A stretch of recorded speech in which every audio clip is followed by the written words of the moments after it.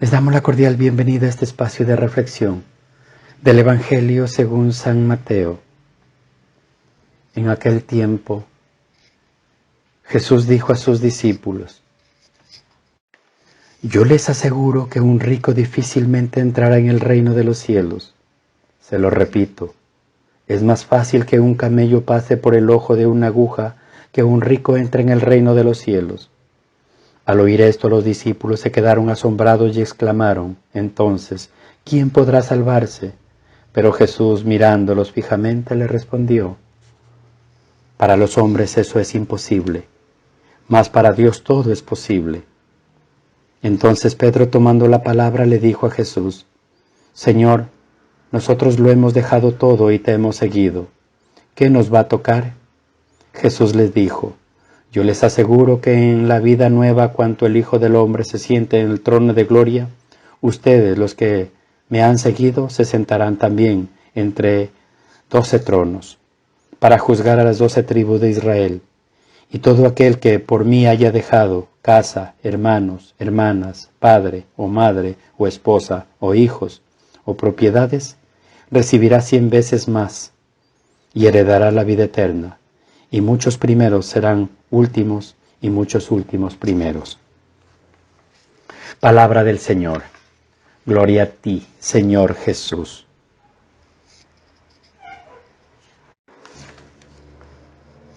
Las palabras del profeta Ezequiel son un oráculo contra el rey de Tiro. Esta ciudad era una potencia comercial en el siglo VI a.C. y se le había subido a la cabeza. Se trata de un oráculo de acusación y condena por su orgullo engreído.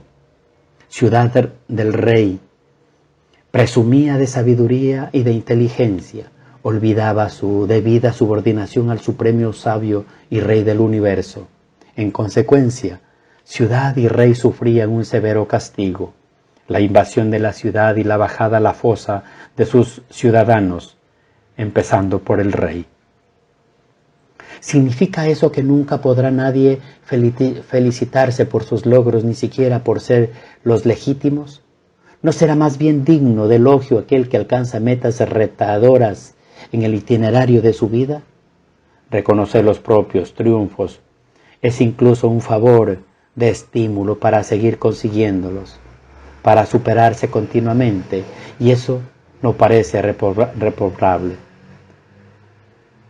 Dos observaciones en este propósito. Una, vivimos en una sociedad competitiva, en la que muchos sectores y personas crecen a costa de otros, buscando el rendimiento y el enriquecimiento a cualquier precio. Evidentemente, esto no es compatible con la dignidad de todos. Otra observación netamente cristiana, la capacidad para superar los obstáculos de la vida, tanto individual como colectivamente, la recibimos de Dios. No nos hemos hecho a nosotros mismos, aunque parezca a veces que nadie nos ha ayudado a conseguir los objetivos que nos habían propuesto. Dos enseñanzas que podemos aprender.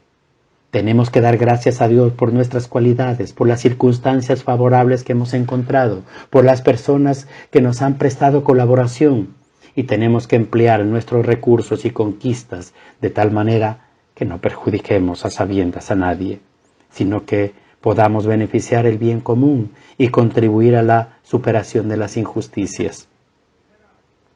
Jesús puso en guardia muchas veces a los discípulos contra las riquezas del mundo, y en su tiempo y en el nuestro son una verdadera peste contagiosa y persistente. La comparación que utiliza para advertir de eso es muy hiperbólica, muy oriental. En realidad, no son las riquezas en sí las que perjudican, sino el ego, los apegos. La razón es lo que lleva consigo el prestigio y el poder, dos metas muy ambiciosas para todos nosotros. También aquí podemos preguntarnos, ¿acaso no es lícito procurar la productividad y generar riqueza? ¿Vamos a contentarnos con una economía de subsistencia?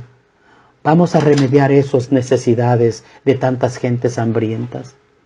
Precisamente el problema está en que las riquezas no las encauzamos en remediar carestías de tanta gente, más bien se acumulan en manos de algunos y no sirven al bienestar general.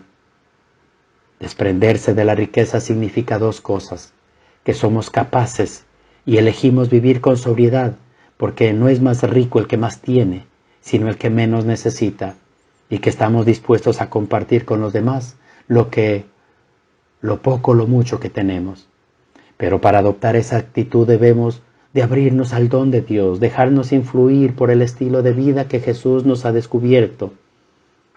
Él vivió con gran sobriedad y beneficios, especialmente a los pobres y desvalidos, con la que tenía el anuncio convincente de que el reino de Dios estaba siendo presente entre ellos, y en el empeño por hacer el bien y de anunciar el mal en medio de la gente que lo rodeaba. Los discípulos de Jesús dejaron lo que tenían, hasta la familia a la que pertenecían, y siguieron en su modo de vida. ¿Estás tú también dispuesto a cambiar tu vida, a dejarlo todo? Hay muchos que todavía lo estamos pensando. Este es el comentario de Jesús, que sigue a la breve escena, a la del joven rico que se decidió a abandonar su riqueza, más bien que no se decidió a dejar su riqueza. Por eso Pedro replica que ellos han abandonado todo y lo han seguido. Se ve enseguida que ni por parte de Pedro ni de los demás es muy gratuito ese seguimiento, porque lo primero que dice, que nos va a tocar, y Jesús le promete el premio 100 veces mayor que lo que ha dejado.